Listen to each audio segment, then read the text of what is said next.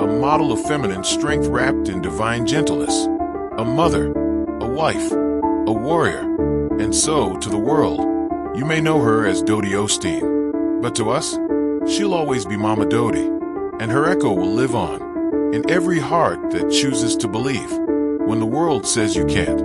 If this story moved you, take a moment to subscribe, share this tribute to Mama Dodie Osteen, and leave a comment with how her life touched yours.